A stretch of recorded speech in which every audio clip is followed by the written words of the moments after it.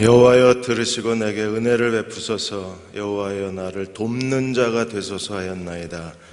주께서 나의 슬픔이 변하여 내게 춤이 되게 하시며 나의 베옷을 벗기고 기쁨으로 띠띠우셨나이다. 하나님, 오늘 밤 종들의 기도를 들으시고 하나님이 은혜를 베풀어 주옵소서.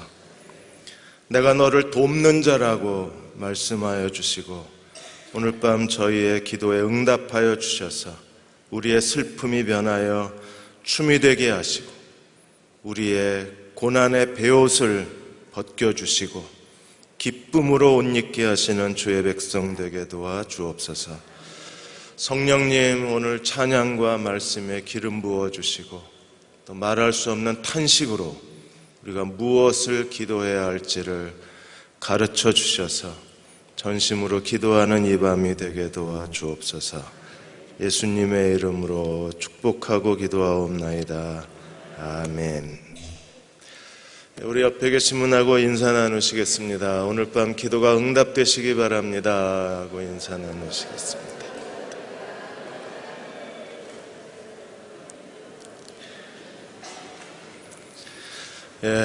이제 추석 연휴가 시작이 됐는데 이렇게 와주셔서 감사드리고요.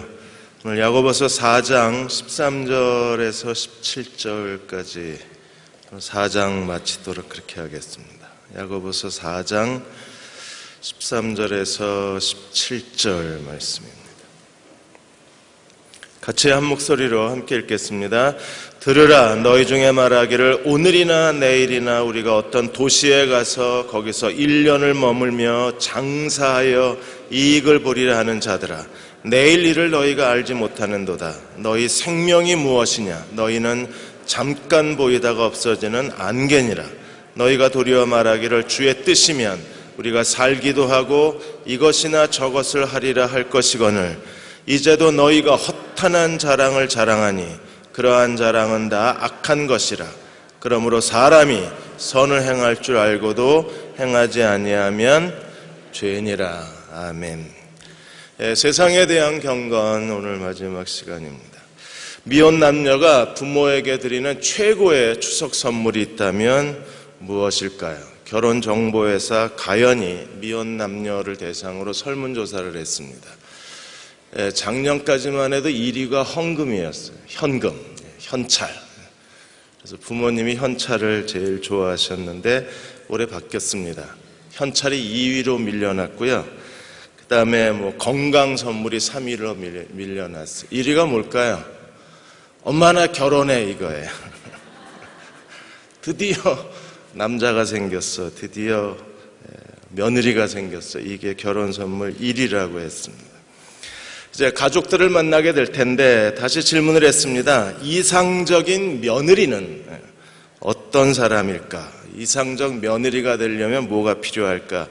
첫째가 참하고 예의 바른 태도.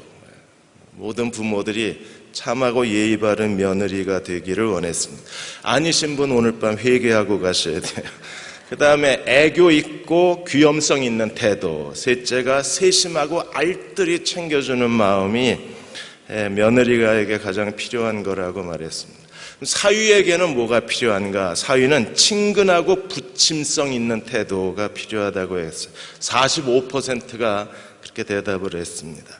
무뚝뚝하고 별로 말 없는 사위는 다 오늘 회개하고 가셔야 돼요. 그 다음에 의지가 되고 든든해요. 곁에 있으면 든든한 사위, 그 다음에 예의 바른 사위가 되는 거, 이게 사위에게 필요하다고 했습니다. 우리가 그리스도인으로 이 땅에 살아가는데 그리스도인에게 가장 필요한 것은 과연 뭘까요? 하나님이 우리에게 원하시는 것은 과연 뭘까요?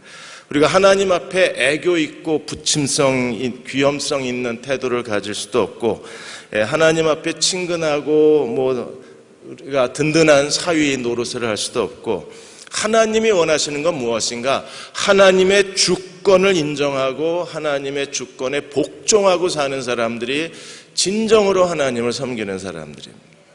레너드 스윗이 오늘날 교회에 만연되고 있는 하나의 전염병이 있는데 그것은 예수 결핍 장애가 확산되어져 가고 있다고 했습니다. 예수 결핍장애가 뭡니까? 사람들이 예수님을 따르는 게 아니라 기독교를 따른다는 거예요. 교회 안의 영적 체험, 교회 안의 신비적 체험, 교회 안에서 전개되어지는 가난한 자들의 사회적 정의, 교회 안에서 벌어지고 있는 종교 통합주의, 그리고 예수님을 빙자한 온갖 종류의 어떤 힐링 프로그램, 이게 그리스도를 따르는 건지 기독교를 따르는 건지 지금 분별을 할 수가 없다고 했습니다. 그러므로 레너드 스윗은 다시 그리스도의 주권을 바라보고 그리스도를 따르는 그리스도의 제자가 이 시대에서 회복되어져야 한다고 했습니다. 바울도 갈라디아 2장 20절에 이렇게 말했습니다. 이제 내가 사는 것은, 내가 육체 가운데 사는 것은 나를 사랑하사 나를 위하여 자기 몸을 버리신 하나님의 아들을 믿는 믿음 안에서 사는 것이라. 내가 사는 것은 그리스도를 믿는 믿음 안에서 산다. 그래서 그의 삶의 전부가 어디에 바쳐졌어요? 그리스도에게 바쳐졌다. 근데 우리는 정말 그리스도께 내 삶을 바치고 있는가? 아니면 그리스도를 말하지만 그 안에 벌어지고 있는 어떤 신비적 체험이나 은사주의나 기독교 안에 어떤 봉사나 활동이나 프로그램이나, 그거는 그리스도를 따르는 게 아니라 기독교 프로그램을 따르는 거라. 우리의 삶이 온전히 그리스도에게 완전히 바쳐져야만 합니다. 그래서 빌립보 1장 21절에 바울이 또 고백하기를 이는 내가 사는 것이 그리스도니 어디까지 가요? 죽는 것도 유익하다 그랬어요. 그러니까 삶과 죽음과 전부 누구에게 바쳐졌습니까? 그리스도에게. 여러분, 삶과 죽음이 다 그리스도에게 바쳐진 사람이 어떤 사람이에요? 매일의 삶 속에 그리스도의 주권을 인정하고 그리스도를 바라보고 그리스도께 자신의 삶 전부를 열정적으로 드리려고 하는 사람이죠. 그들은 기독교 프로그램을 따라가는 사람들이 아니라 어떤 영적 환타지나 기독교 체험이나 신비주의를 좇는 사람들이 아니라 누구를 따라가는 사람이에요?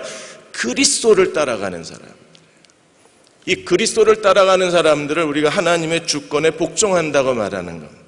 그래서 4장 6절에서 10절까지 하나님께 대한 겸손에 대해서 우리가 지난 시간에 보았어요. 그리고 오늘 4장 11절 12절에서는 하나님이 교만한 자는 극도로 싫어하신다 그랬어요. 하나님이 제일 미워하시고 하나님이 혐오하시고 하나님이 거부하시고 하나님이 들어오지 마! 문 닫아버리는 사람들은 어떤 사람이냐? 교만한 사람. 하나님이 누구를 제일 좋아하신다 그랬어요? 겸손한 사람. 그래서 하나님께 대한 겸손 6절에 10절까지 보았어요. 그러면 오늘 11절 12절에서는 사람에 대한 겸손이 있어요. 사람에 대한 겸손은 무엇입니까? 하나님께서 내 곁에 있는 사람들의 하나님이 나만 내 인생의 주인이 되실 뿐 아니라 하나님은 너에게도 주인이 되신다는 거예요. 우리는 하나님의 주권을 나하고 그리스도와의 관계 속에서 하나님만이 내 주인인 줄 알아요. 아니요. 하나님이 여러분의 아들, 딸들의 주인이세요. 그리고 지금 여러분 곁에 있는 형제, 자매의 그분의 삶의 주인이기도 하세요. 그러므로 하나님의 통치, 하나님의 다스림, 하나님이 형제, 우리 곁에 있는 형제, 자매의 주인이심을 기억하는 사람들, 그들이 겸손한 사람들입니다. 이 하나님, 형제에 대한 하나님의 주권을 인정하는 사람들은 어떻게 삽니까? 11절에 보시면 형제들아 서로 비방하지 말라 그랬어요. 비방하지 말라, 비판하지 말라, 판단하지 말라. 바울이 이 형제에 대한 비방과 비판과 판단에 대해서 말할 때마다 항상 같이 따라가는 바울의 해석이 뭐냐 하면 그리스도의 주권을 기억하라는 거예요. 로마서 14장 4절에 네가 어찌하여 남을 판단하느냐, 다른 사람을 비판하느냐. 다른 사람을 비판하면 안 됩니다. 왜요? 그 사람이 넘어지고 서는 것이 누구에게 달렸어요? 제 주인에게 있어요. 그 사람의 주인이 누굽니까? 그리스도이십니다. 그러므로 우리가 주인이 그리스도시고 넘어지고 서는 건 주인이 할 일이에요. 그런데 우리가 그 사람을 비판하면 하나님의 주권을 모독하는 게 되는 거예요. 그래서 오늘 야고보도 형제를 비방하지 말라고 우리에게 권면하고 있는, 사람들이 교회 생활하면서 제일 두려워하는 게 뭡니까? 비방하는 거예요. 비방을 받는 거.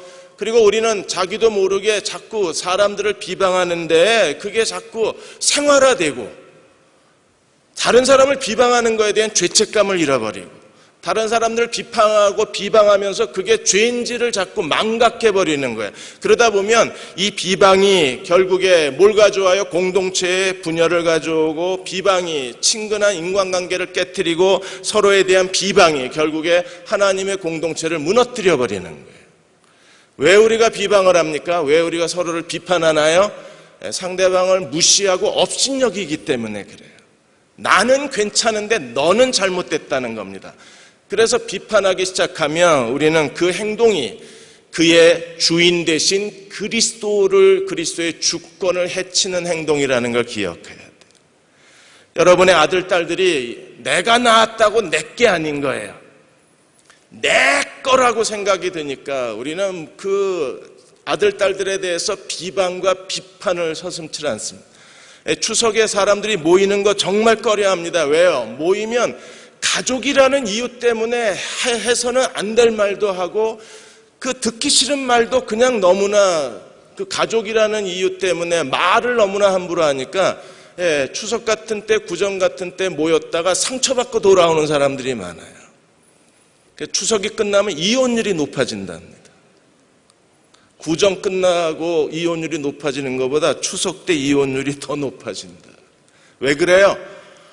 서로가 이 무방비 상태가 돼서 말을 너무나 함부로 하다 보니까 너무나 큰 상처를 받는 거예요. 우리는 다른 사람들에 대해서 항상 기억해야 될 게 뭐냐면 그 사람의 주인이 그리스도이심을 기억하고 비방받는 거에 대해서 조심해야 돼요. 그리고 다른 사람을 비방하는 걸 우리가 극도로 경계해야 할 필요가 있어요. 교회 일을 하는데 어떤 분들한테 왜 교회 일을 돕지 않으십니까? 이러면 그분들이 사람들에게 혹시 오해를 받거나 사람들에게 혹시 비방받는 게 두려워서 교회에 이렇게 한 발짝 멀리 계신 분도 계세요. 그게 교회에 얼마나 인력 손실이에요. 그 귀중한 자원이 하나님 나라를 위해서, 교회를 위해서 자기가 가지고 있는 최고의 실력과 재능과 기술을 하나님께 드려야 되는데 사람들의 비방 때문에 그 고급 인력이 하나님을 섬기지 못하게 된다 그러면 교회 손해잖아요. 이 설교만 하시면 굉장히 얼굴들이 굳어지시는데 무슨 이유가 있으십니까? 여러분, 비방하지 맙시다. 그건 그리스도의 주권을 건드리는 거예요.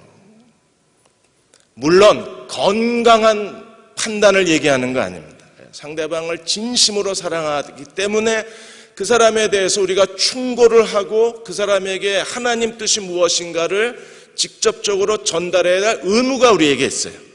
그건 충고예요. 그건 너무나 아름답고 거룩한 거예요. 하나님이 기뻐하시는 겁니다. 그런데 비방과 비판은 뭡니까? 무책임한 거예요. 하나님의 사랑으로 하는 게 아니기 때문에 우리가 사랑을 가지고 그 사람을 하나님 앞에 바로 세워주기 위해서 하는 덕을 세우는 데에 소용되는 대로 필요한 선한 말이라면 밤새도록 해도 돼요. 소용되는 대로 하라고 에베소 5장에서 말씀하고 있기 때문에. 그런데 그 사람을 그나마 겨우겨우 버텨내고 있는 사람들을 비방과 비판을 통해서 아주 넘어뜨려 버리면 그런 말은요, 이게 비방에 해당되는 거기 때문에 하나님이 절대 금지하신 거예요.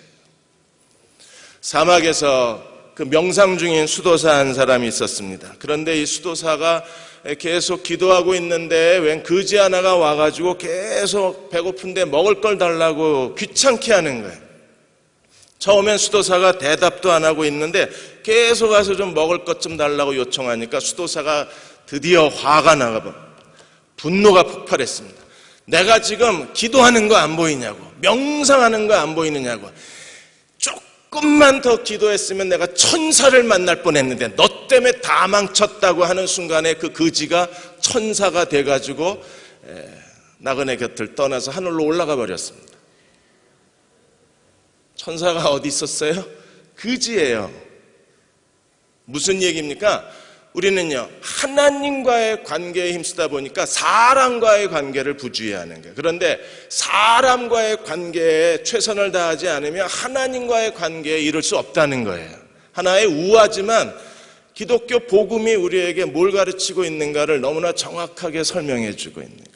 내 곁에 있는 사람들에게 최선을 다해야지 눈에 보이는 형제를 사랑하지 못하면 눈에 보이지 않는 하나님을 사랑할 수 없다고 주님이 말씀하신 거예요.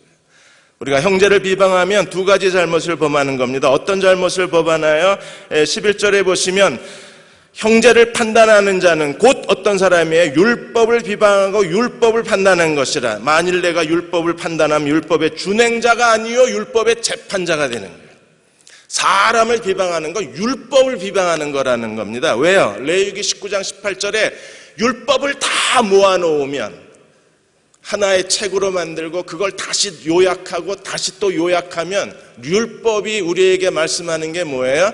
크게 두 가지죠. 하나님을 마음과 뜻과 성품을 다해서 하나님을 사랑하라. 그 다음에 내 이웃을 내 몸과 같이 사랑하라. 이게 율법과 선지자입니다. 그러므로 형제를 비방하는 것은요, 이 하나님을 사랑하고 이웃을 사랑하라고 하는 율법 자체를 비방하게 되는 거예요. 그럼 우리는 어떤 사람이 돼요? 율법을 범하는 자가 될 뿐 아니라 또 율법을 판단하는 자가 되는 거예요. 율법을 만드신 분은 누구십니까? 입법자는 하나님이십니다. 그 율법으로 사람을 판단하실 분도 오직 한 분 하나님이십니다. 그래서 12절에 이렇게 말합니다. 입법자와 재판관은 오직 한 분이시니 능히 구원하기도 하시고 멸하기도 하시느니라. 너는 누구기에 이웃을 판단하느냐? 너는 누구냐? 그랬어요. 네가 뭔데 이웃을 판단하느냐? 하나님이 이렇게 정색을 하시고 우리에게 질문하고 계신 거예요. 송한나가 저에게 학교에서 교수님이 강의하는데 그 교수님이 약할 때 곧 강함이라 이 강의를 하셨나 봐요. 그래서 그 선교사님이 얘기했다 그래서 야, 그 얘기는 바울이 한 거야. 그래서 바울이 원조다. 네, 약할 때가 곧 강함입니다. 그거를 예쁜 액자에 써서 저한테 선물을 줬어요. 제가 그걸 어젯밤에 이렇게 들여다보다가 그런 생각을 했습니다. 그래, 하나님은 우리가 약할 때 우리를 강하게 하시는 하나님이세요. 그런데 나만, 넌 아니야. 내가 약할 그때에 나를 강하게 하시지만 너는 약하면 너는 쓸모없는 거예요. 이 말씀을 누구에게만 적용해요? 나한테만. 너는 아니라는 거예요. 혼자 제가 묵상하다가 그 액자를 보고 묵상하다가 몸서리를 쳤습니다. 아, 우리가 여기서 실수하는구나.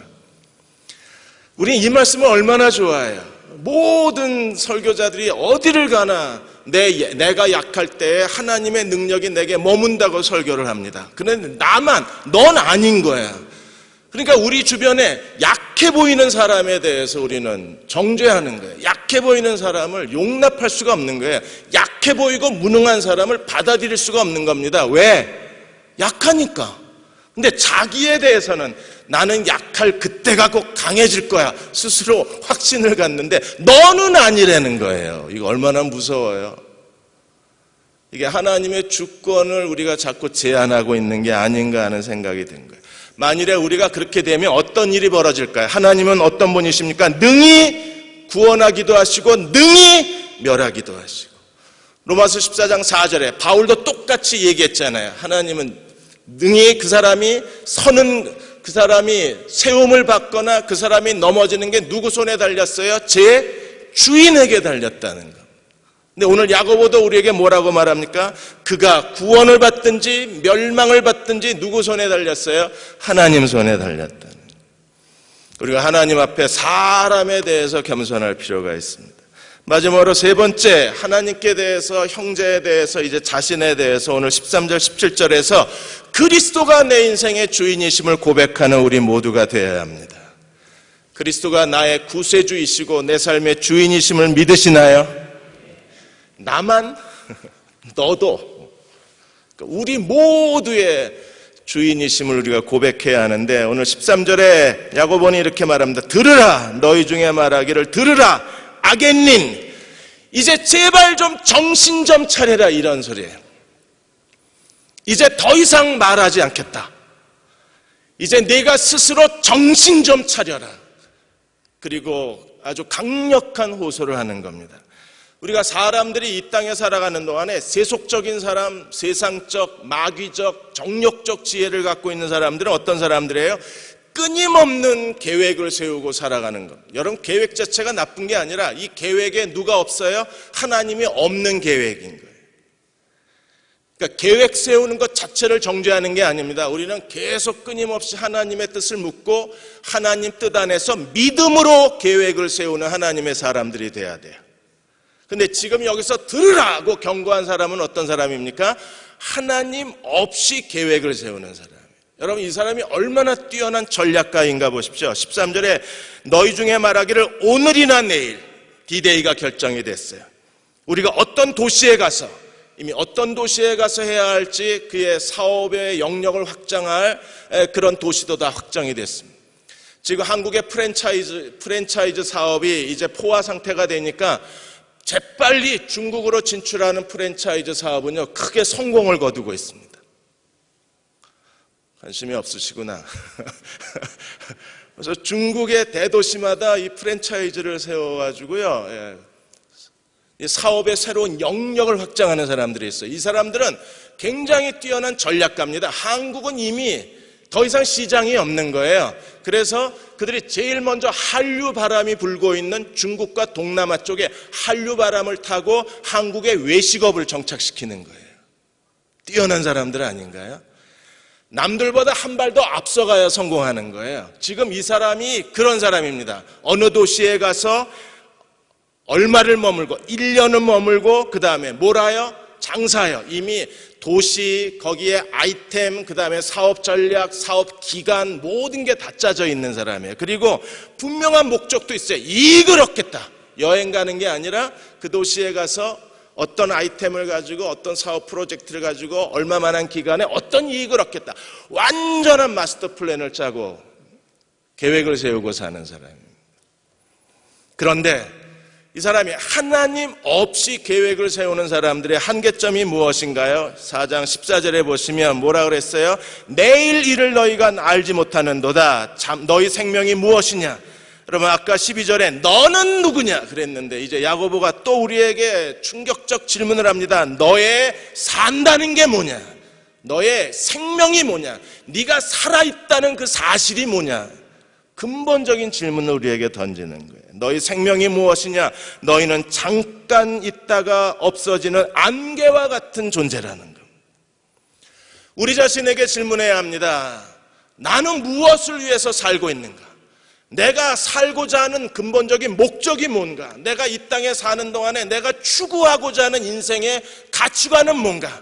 내가 지금 여기에 왜 있는가? 여기서 뭘 하길 원하는가? 내가 내 인생에서 궁극적으로 원하는 건 뭔가? 내가 내 인생에서 성취하고자 하는 진정한 자아실현은 무엇인가? 우리가 스스로 그 질문을 해야 되는 거예요. 그런데 하나님이 우리에게 질문하시는 근본적 질문이 무엇입니까? 너희 생명은 뭐와 같아요? 잠깐 있다가 없어지는 안개와 같은 존재라는 거예요. 이렇게 완벽한 계획을 세우고 사는 사람한테 야고보는요, 야, 그렇게 사는 게 무슨 의미가 있냐? 그렇게 열심히 산다는 게 네 인생이 뭐냐? 결국에 너는 아침에 잠깐 보였다가 사라지는 아침 안개같이 허무한 존재인데 뭐하러 그렇게 사냐? 인생의 허무주의 가리키는 건가요? 지금 야고보는요, 그렇게 열정적으로 성공을 위해서 다른 사람보다 더 앞서가고 다른 사람보다 더 자기 인생의 자아실현의 영역을 넘기려고 하는 도전과 열정을 가진 사람을 지금 강제로 잡아 끌어내리는 건가요? 인생은 그렇게 사는 게 아니라고 자꾸 잡아 끄는 이유가 어디 있어요? 그리스도인이 만일에 세상 사람들처럼 똑같이 계획적이고 전략적이고 뭔가 자기 인생의 새로운 도전을 끊임없이 찾고 사는 게 죄입니까? 그건 죄가 아니에요. 그러면 야고보가 지금 너는 아침 안개같이 잠깐 있다 없어지는 허무한 존재라고 우리에게 말하고 있는 이유가 어디 있어요? 우리는 어떻게 하라고요? 4장 15절에 너희가 도리어 말하기를 주의 뜻이면 우리가 살기도 하고 이것저것을 하리라 할 것이거늘 그리스도인이 잃어버리고 사는 삶의 가장 중요한 본분이 무엇입니까? 우리의 삶의 가치관이 뭐예요? 우리가 이 땅에 살아 있어야 할 이유가 무엇입니까? 하나님의 뜻이면 이걸 추구하라는 거예요. 그러니까 두 종류의 사람이 있는 거예요. 세상에서 성공하기 위해서 성공을 향해서 끊임없이 달려가는 한 부류의 사람이 있고, 또 한 부류의 사람들은요, 내가 하나님을 섬긴다는 게 무엇인가를 알고 하나님의 주권, 그리스도의 왕권, 그분이 나의 왕, 내 인생의 주인이심을 아는 사람들은요, 그 그리스도의 보좌 앞에 무릎 꿇은 사람들은 어떤 사람들입니까? 하나님의 뜻을 성취하는 게 그의 자아실현의 가장 중요한 인생의 목적이 되는 사람들이에요. 우리는 성공하기 위해서 사는 사람이 아니라 무엇을 위해서 사는 사람입니까? 하나님의 뜻을 실현하기 위해서 사는 거예요. 하나님의 뜻은 뭔가요? 칼빈이 하나님의 뜻은 두 가지라 그래요. 하나님의 말씀. 우리는 이 하나님의 말씀을 순종하기 위해서 사는 사람이고, 또 하나 하나님의 뜻은 뭐예요? 너를 향한 하나님의 계획이라는 거예요. 저는 여디디아 청년들에게 계속 강조하는 게 뭐냐면 너를 향한 하나님의 계획을 찾으라고 계속 강조해요. 세상이 내게 허락한 범위 내에서 세상에서 네가 할 수 있는 일을 찾아서 살지 말고 더 중요한 게 있다. 그리고 반드시 찾아야 될 게 있다. 그건 너를 향한 하나님의 계획을 찾고 그 하나님의 계획을 믿음으로 성취하는 사람이 돼야 한다. 그게 우리가 이 땅에 살아가야 할 삶의 이유라고 그랬어요. 하나님의 뜻을 말하는데, 여러분, 우리가 말하는 하나님의 뜻이라는 게 너무나 기계적이고 기능적인 거예요. 하나님의 뜻은요, 나를 향한 하나님의 계획이에요. 그래서 우리가 자기 자신을 돌아볼 때, 제 인생을 돌아볼 때, 지금까지 내가 거의 50몇 년을 살아오는 동안에 지금 내가 서 있는 이 자리가 하나님의 뜻 가운데 서 있는 자리인가? 저는 계속 자신에게 질문을 합니다. 얼마나 능력 있는 사람이냐, 얼마나 사람들에게 인정받느냐, 얼마나 네가 뭘 원하는 걸 성취해, 그건 중요한 게 아니라 내게 더 중요한 질문이 있는데, 그건 너희가 도리어 말하기를 주의 뜻이면 이것저것을 하리라 할 것이거늘, 이 질문이에요. 내가 지금 하나님의 뜻 가운데 서 있는가를 질문해야 돼요. 여러분, 문창극 총리 후보자가 그 하나님의 뜻 잘못 말했다가 결국에 총리 후보에서 낙마해버리고 말았습니다. 그분이 여러 교회를 다니면서 말한 하나님의 뜻이라는 게 얼마나 오해를 불러일으키기 쉬운 거예요. 그분이 용산에 2011년도에 용산의 한 교회에서 그 강연한 게 동영상에 뜬 거 여러분들 다 보셨을 겁니다. 일제 식민지가 하나님의 뜻이었다는 겁니다. 그렇게 해석하면 하나님이 정말 잔인하신 분이죠. 하나님이 우리가 뭘 잘못했다고 일제 36년 동안에 우리의 모든 문화와 그리고 언어를 다 빼앗기고 그 비참한 비극적인 세월을 보내게 하셨다는 걸 하나님의 뜻이라고 덮어 씌우면, 이건 일반 사람들이 들으면 이거 반발을 일으킬 만한 내용 아닌가요? 그래서 문창극 총리 후보자가, 이젠 총리 후보자도 아니죠. 그분의 해석이 뭐야? 너희들은 2조 500년 동안 허송세월을 보냈다. 2조 500년을요, 허송세월이라고 쓰레기통에다가 집어넣으신 분이 이분이십니다. 그런가요? 2조 500년이 우리 한민족 역사 가운데 허송세월이었나요? 제가 그런 게 아니고요, 그 후보자가 그러셨다.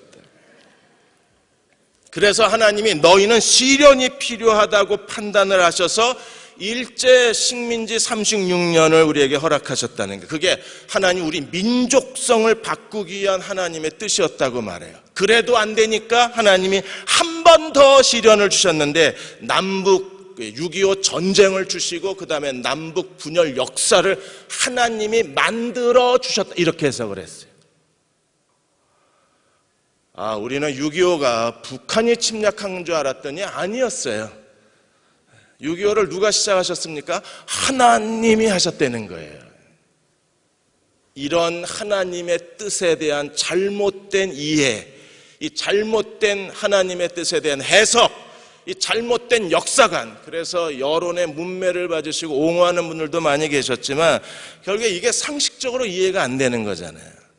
여러분, 하나님의 뜻대로 산다고 그랬을 때 여러분이 어디로 이사 가야 되는지, 하나님 유성구로 갈까요? 중구로 갈까요? 당연히 중구로 오셔야죠. 교회가 여기 있는데. 그거 무슨 하나님의 뜻을 왜 찾아요? 교회 곁에 있어야지. 그런 거를 가르쳐 주는 게 하나님 뜻이 아니에요. 하나님 무슨 미아리 전쟁이십니까? 여기는 그 점집이 어디 있는지 잘 모르겠지만 하나님의 뜻이라는 건 우리 삶의 존재예요. 인생관이에요. 인생관. 거기에 모든 삶의 가치가 거기 있는 거예요. 예수님도 그러셨잖아요. 요한복음에서 요한복음 4장 32절에 나는 너희가 알지 못하는 먹을 식량이 있다. 양식이 있다. 그 먹을 양식이 뭐였어요? 나의 양식은 나를 보내신 이의 뜻을 행하며 그의 일을 온전히 이루는 이것이니라. 형제자매들에게 제가 아이들에게 젊은 형제자매들에게 묻습니다. 뭐 하고 싶냐? 뭐 하고 싶어요? 그러면 그게 너를 향한 하나님의 뜻이냐? 꼭 묻습니다. 하나님의 인생, 너를 향한 하나님의 계획 가운데 네가 그렇게 살기를 하나님이 원하시냐? 우물쭈물하면 이건 자기 생각이에요. 그 길에 대한 하나님에 대한 스스로 기도하다가 하나님의 뜻을 묻다가 발견한 사람들은 그거에 대한 확신이 있는 거예요. 주님이 이 땅에 왜 사셨어요? 나를 보내신 이의 뜻을 행하고 그의 일을 온전히 이루는 이것이니라. 이게 그리스도가 사시는 이 먹을 양식, 제자들이 모르는 신비한 양식, 거룩한 양식, 우리도 이 거룩한 양식을 먹고 살아야 합니다. 그 거룩한 양식은 뭐예요? 하나님의 뜻을 행하고 하나님의 일을 이루는 거예요. 예수님만 그런가요? 아니요. 우리 모두가 이 땅에 살아가는 동안에 우리는 나를 향한 하나님의 뜻을 이루고 나를 향하여 명령하신 하나님의 일을 완성하는 게 우리가 살아가야 할 이유예요. 5장 30절에 주님은 나는 스스로 아무것도 할 수 없다고 고백하셨어요. 6장 38절에 내가 하늘에서 내려온 것은 내 뜻을 행하려 함이 아니요 나를 보내신 이의 뜻을 행하려 하심이라. 여러분, 우리도 같은 인생의 고백이 있어야 합니다. 우리가 이 땅에 살아가는 것은 나의 뜻을 행하려 함이 아니라 하나님이 내게 하라고 하신 하나님의 뜻을 위해 사는 것, 우리의 삶이어야 돼요. 그들이 어떤 사람들입니까? 자기 인생에 대해서, 자신에 대해서 겸손한 사람. 하나님께 대해서 겸손한 사람들은 하나님께 복종하고 하나님께 가까이 가기를 힘쓰고 하나님께 자기를 낮추는 사람. 형제에 대해서 겸손한 사람들은 비방하거나 판단하지 않습니다. 자기 자신에 대해서 겸손한 사람들은 하나님의 뜻을 알고 그 뜻을 향하여 끊임없이 자기 인생을 완성시켜가는 사람. 그러므로 우리는 하나님의 뜻이 뭔가를 알고 거기에 자기 인생의 전부를 쏟아 넣을 수 있어야만 합니다. 근데 하나님의 뜻이 계속 오용되고 오해되고 잘못 해석되고 있는 거예요. 캐나다 밴쿠버에 양승훈 교수님이 계십니다. 이분이 방학 동안에 그 학교에 와서 봉사하는 한 자매와 더불어 대화를 나누시다가 그분이 자기 그 칼럼에다가 쓰셨어요. 어느 한 목사님이 밴쿠버에 있는 목사님 한 분이 자기가 기도하다가 이 자매한테 이메일을 보낸 겁니다. 내가 지금 어떤 프로젝트를 해야 되는데 누구랑 더불어 이 일을 해야 될까를 기도하다가 하나님이 기도 중에 자매를 선택하셨다. 그래서 자매는 나하고 같이 이 일을 해야 된다고 이메일을 보낸 거예요. 그런데 이 목사님이 별로 그렇게 평판이 좋은 목사님이 아니어서 이 자매는 그 목사님하고 같이 있다는 걸 상상만 해도 싫은 거예요. 그래서 양승훈 교수를 찾아와서 교수님, 왜 하나님이 목사님에게만 계시를 하고 왜 나한테는 아무 말씀도 안 하셨을까요? 그래서 너한테 아무 말씀도 없으셨다면 그건 목사의 생각이니까 순종 안 해도 된다고. 그래서 자매가 그 말에 용기를 받아서 그 목사님한테 저는 바빠서 못하겠습니다 라고 그 거절 이메일을 보냈는데도 마음은 찝찝한 거예요. 왜? 목사가 기도하다가 하나님 뜻이라고 그랬는데 거절을 했으니까. 거절하기가 쉽지 않잖아요. 여러분 같으면 거절하시겠사옵니까? 못하시옵니다. 이건 대단한 용기가 아니면 어려운 거예요. 근데 하나님의 뜻은요, 만일에 그게 하나님의 뜻이면 양쪽으로 다 가겠죠. 그렇지 않겠어요? 일방적으로 왜 순종해야 될 사람한테 그 계시가 가야 옳은 거잖아요. 근데 우리는 이런 부분에 굉장히 약해요. 이 부분을 건드리면요 다들 갈등해요. 왜? 하나님 뜻이라니까. 그 밴쿠버에 어느 한 공동체가 있었는데 어느 그 자매가 형제가 너무 좋았나 봐요. 그리고 이 양승훈 교수도 정말 그 형제를 좋아했어요. 왜냐하면 인격적이고 예의 바르고 하나님께 대한 헌신이 뛰어났기 때문에. 그랬더니 이 자매가 어느 날 와가지고 교회 공동체 앞에 이런 얘기를 하는 겁니다. 내가 하나님 앞에 기도했는데 하나님이 그 형제가 네 남편이라고 얘기했다고. 가는 데마다 그 얘기를 하는 거야. 하나님이 내 기도에 응답하셨는데 야, 걔는 내 거야. 하나님이 내 남편으로 주신 남자야. 이게 공동체 순식간에 퍼졌습니다. 이 남자는 어떻게 해야 될까요? 네, 한국으로 돌아오셔야 됩니다. 우리는 여기에 굉장히 맹종하는 습관이 우리에게 있어요. 이게 정말 하나님의 뜻인가? 여러분, 하나님의 뜻이라는 거에 대해서 우리가 너무 쉽게 휩쓸리고 너무 쉽게 약해지고 이 분별력을 잃어버리는 거예요. 하나님의 뜻이라는 건 그런 어쩌다 우연히 툭툭 튀어나오는 게 아니에요. 하나님의 뜻은 근본적으로 내 인생, 내가 살아있는 전부를 가리켜서 하나님의 뜻이라고 말해야 되는 거예요. 우리 하루하루가 하나님의 뜻이어야 하고 우리가 이것저것을 하겠다는 인생의 모든 계획 자체가 뭐예요? 하나님의 뜻이어야 돼요. 그러므로 하나님의 뜻은 아무 해독 기술이 아닙니다. 하나님의 뜻은요, 몇몇 뛰어난 사람들만 알아차릴 수 있는 그런 요령이 아니에요. 고속도로 즐기는 형제들이 있습니다.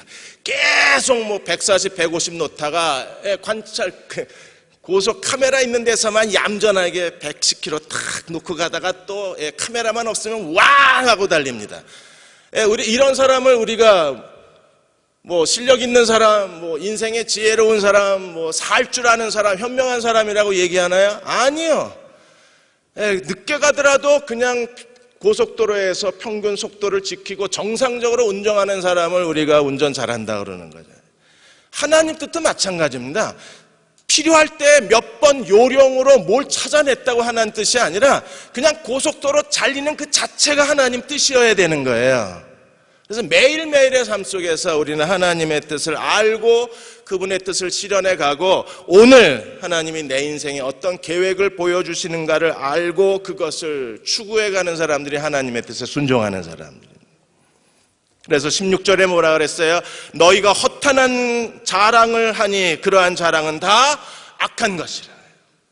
뭘 성취했다, 뭘 봤다, 뭘 들었다 이런 게 어떤 면에서는 그게 다 악한 것일 수도 있다는 거예요. 그리고 17절에 더 충격적인 얘기를 하셨습니다. 사람이 선을 행할 줄 알고도 행하지 아니하면 죄라 그랬어요. 갑자기 이게 왜 튀어나옵니까? 하나님 뜻 얘기하다가 갑자기 자랑과 하나님의 뜻은 이해가 돼요. 왜? 자랑은 세속적인 사람이잖아요. 세상에서 내가 뭘 했다, 뭘 이루었다, 어떤 사람이다. 이건 자랑이니까. 근데 우리는 뭘 자랑해야 돼요? 하나님 뜻대로 산다. 이걸 자랑해야 되잖아요. 그러니까 세상적 자랑이냐 아니면 하나님의 주권에 대한 자랑이냐 이걸로 나뉘어지는데 갑자기 왜 선을 행할 줄 알고도 행하지 않으면 죄라 그랬을까요? 하나님의 뜻에 대해서 하나님 뜻대로 사는 거에 대해서 무능하면 죄예요. 왜? 우리 안에 누가 계십니까? 성령님. 우리에게 하나님이 이미 뭘 주셨어요? 완성된 계시의 말씀 다 주셨어요. 말씀도 주시고 주님이 성령으로 우리 안에 내주하고 계시고 하나님 뜻대로 살 수 있는 모든 완벽한 조건과 완벽한 실력과 완벽한 능력을 다 주셨는데도 우리가 하나님의 뜻대로 살지 못하면 죄예요. 자기 무능인 거예요. 자기 실패인 거예요. 그럼 어떻게 살아야 될까요? 우리가 하루하루 하나님 뜻대로 산다는 원리를 잘 알아야 돼요. 이제 가르쳐 드릴 테니까 절대 잊어버리시면 안 돼요. 하나님 뜻대로 살려면 우리가 어떻게 살아야 되는가? 데살로니가전서 5장 16절에서 18절까지 바울이 데살로니가 교회에게 항상 기뻐하라, 쉬지 말고 기도하라, 범사에 감사하라. 이것이 그리스도 예수 안에서 너희를 향하신 하나님의 뜻이니라. 믿으십니까? 엥? 아니 15살 때 물가에 가지 마라, 20살 때 옆집 여자를 조심해라 이런 게 있어야 되는데 갑자기 항상 기뻐하라, 쉬지 말고 기도하라, 범사에 감사하라. 이게 너희를 향한 하나님의 뜻이래요. 무슨 소리입니까 이게? 너희를 향하신, 무슨 뜻이에요? 하나님이 우리를 위해서 준비해 놓으신, 그리스도 예수 안에서 너희를 향하신, 우리를 위해서, 그리스도 안에서 우리를 위해서 준비해 놓으신 최고의 삶이 이거라는 거예요. 뭐가? 항상 기뻐하라, 쉬지 말고 기도하라, 범사에 감. 이게 최고의 풍성한 삶이래요. 더군다나 하나님께서요, 그리스도 안에서 계속해서 사는 법이 이거라는 겁니다. 항상 쉬지 말고 범사에. 이것만 하면 하나님 뜻대로 사는 거래요. 얼마나 쉬워요? 하나님 뜻 알려고 그렇게 골목 예언하시는 권사님 찾아가서 몇십만 원 갖다 바치고 순서 기다리고, 기도봐야 뻔한 소리잖아요. 기도 많이 하라고. 저한테 오세요. 기도 많이 하시라고. 금식 기도하시라고. 조금만 기다리면 응답하신다. 나도 해요.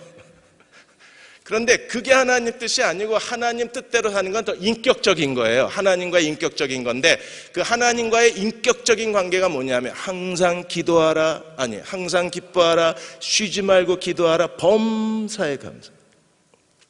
왜 우리가 항상 기뻐해야 합니까? 기뻐하다, 카이로, 히브리어엔 사메아우. 이 기뻐하다는 단어의 뜻은요, 자긍심, 당당함. 우리는 어떤 상황에서도 하나님 앞에 당당함을 잃어버리면 안 돼요. 자신감을 잃어버리면 안 돼요. 왜? 하나님이 내 인생의 주인이시고 그분이 만왕의 왕으로 내 인생을 통치하고 계시기 때문에 내 앞에 어떤 일이 벌어지고 어떤 상황이 전개되어지고 어떤 불행이 있고 어떤 아픔이 있고 어떤 즐거운 일이 있고 어떤 슬픈 일이 있어도 아무 상관없어요. 왜? 하나님의 그 모든 내 삶에서 일어나는 일들을 가지고 내 인생을 완성해 하실 수 있는 전능하신 하나님이 나의 왕, 나의 하나님이시기 때문에 우리는요, 지금 일어나고 있는 모든 일들을 기뻐해야 합니다. 항상 기뻐하라 그랬어요. 계속 여러분의 자녀가 뭐 40점, 30점, 20점 성적표가 그게 성적표냐 속이 분노가 일어나지만 기뻐하셔야 돼요. 왜? 하나님이 40점짜리 성적표를 갖고도 얼마든지 하나님이 쓰실 수 있어요. 아멘은 하지만요, 그런 일 당해봐요. 낯빛이 변합니다. 눈빛이 흔들립니다. 머리를 쥐어싸고 이불 속에 틀어박힙니다. 엄마 괜찮아? 뭐가 괜찮아? 소리 벅벅 지릅니다. 기뻐하는 게 아니에요. 무슨 일이 있어도 기뻐하십시오. 여러분, 요셉이 형들이 팔아도 아무 표정도 없잖아요. 거기서 여자가 또 유혹을 해서 상황이 더 악화돼서 노예살이한 것도 부끄러운 판에 감옥에 더 들어갑니다. 그러나 어떻게 하셨어요? 하나님이 결국에 전능하신 하나님이 감옥에서 요셉을 드러내시자마자 그대로 애굽의 국무총리로 세우시는 거잖아요. 기뻐하세요. 왜 내 인생에 이런 일이 일어나냐고 소리 지르지 마세요. 그건 사람이 하는 겁니다. 하나님 뜻대로 사는 사람들, 하나님의 주권에 복종한 사람들, 하나님의 보좌 앞에 무릎 꿇은 사람들은요, 모든 일에 기뻐합니다. 자신감이 넘쳐요. 당당합니다. 왜요? 하나님이 나를 위해서 더 풍성한 삶을 준비하고 계시고 인도하고 계시고 하나님이 나의 슬픔이 변하여 기쁨이 되게 만드실 수 있는 하나님이심을 믿기 때문에 항상 기뻐해야 되고 범사에 감사해야 됩니다. 유카리스테오, 히브리어 토다. 토다가 뭐예요? 인정하는 거예요. 누구를 인정해요? 하나님을 인정하는 거예요. 여러분이 감사합니다 그럴 때 하나님이 하나님으로 인정이 되는 거예요. 불평하고 원망하면요, 짜증을 내면 하나님이 쫓겨나시는 거예요. 저 백탐사로 가시는 거예요. 내가 감사해야만 하나님의 보좌가 있어요. 근데 내가 감사를 안 하면 하나님의 보좌가 사라져요. 하나님 보좌가 실종되는 거예요. 그래서 범사, 모든 일에 하나님께 감사해야 돼요. 어떤 일이든지. 야, 이건 진짜 재수없다. 그래도 감사하셔야 돼요. 이건 정말 불쾌한 일이다. 그래도 감사하셔야 돼요. 갑자기 며느리가 내일 아침에 갑자기 어머니 제 팔이 깁스를 해서 못 와요. 그래도 감사하셔야 돼요. 안 와도 돼. 편해 오히려. 성경이나 읽지 뭐. 어떡하시나 벌써 경험자신 것 같아요. 모든 일에 이게 하나님의 주권을 인정하면 그 일이 범사가 그게 어떤 일인지, 정말 어떤 일은요 지워버리고 싶잖아요. 어떤 일은 이게 정말 수치스럽잖아요. 남에게 말도 못하잖아요. 어떤 일은 정말 우연히 내가 생각하지도 않았는데 막 하나님이 기회를 주시는 사람도 있고, 어떤 사람은요 피했으면 바랬던 일들이 갑자기 막 터져 나올 수도 있는 거잖아요. 그럴 때 우리가 하나님의 뜻이, 내가 이 땅에 온 것은, 하늘로부터 내려온 것은 내 뜻을 행하려 함이 아니요 하나님의 뜻을 행하려 함이라, 이 고백을 갖고 사는 사람들은요 모든 일에 감사합니다. 왜요? 내가 감사하는 순간 어떻게 돼요? 하나님이 그걸 바꾸어 내시기 때문에요. 뭘로 바꾸어 내세요? 내 인생에 대한 최고의 기회로 바꾸어 내시는. 여러분 정말 믿고 아멘 하시는 거예요.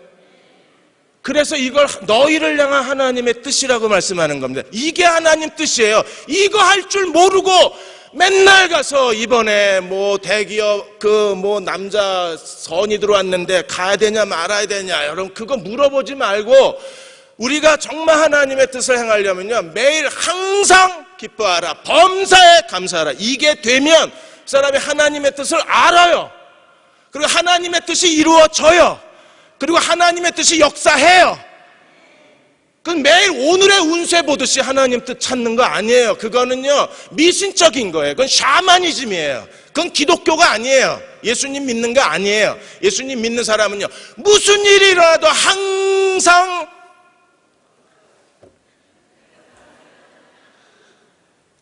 이래도 내가 감사해야 되겠죠.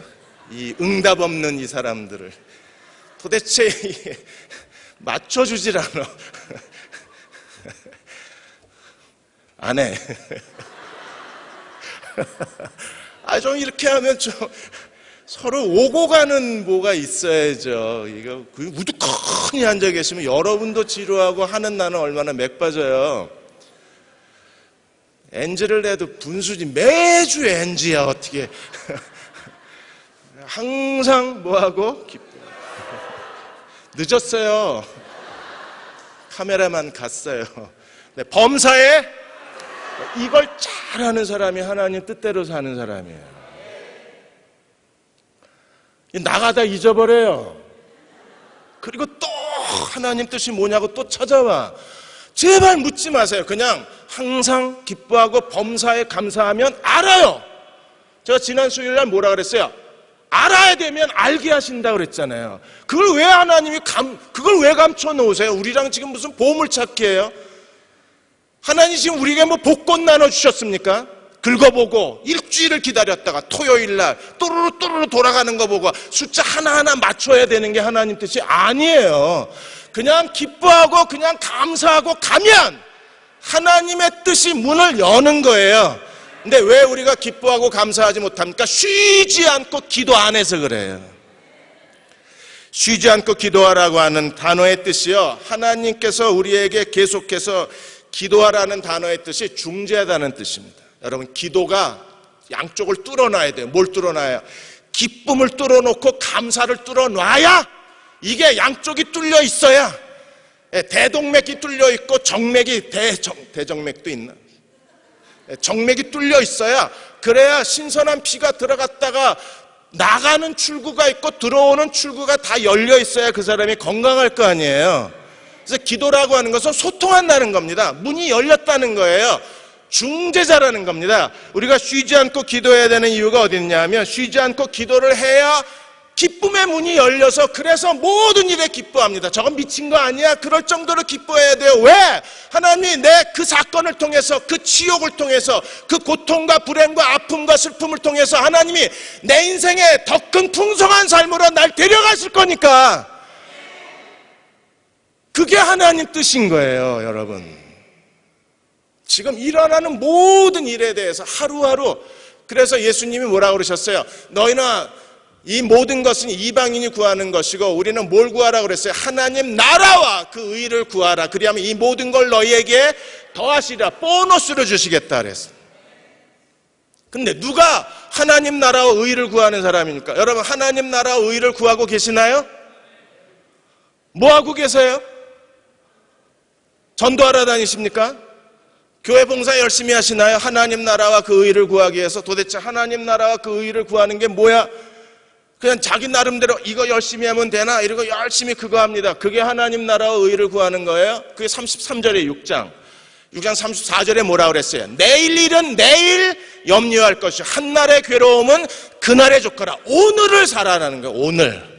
오늘을 충실히 사는 겁니다. 어떻게 오늘을 충실히 살아요? 항상 기뻐하고 범사에 감사하면 하나님이 우리에게 일어난 모든 삶의 경험과 사건과 아픔과 그리고 사람들의 도움과 누가 우리에게 기회를 주시거나 그게 기회든 고난이든 어떤 것이든 우리가 기뻐하고 감사하면 그 다음에 하나님의 역사하시는 거예요. 우리는요, 염려할 거 아무것도 없는 거예요. 우리는 절대 내일을 염려하면 안 돼요. 왜? 이 사람은 교만한 사람이에요.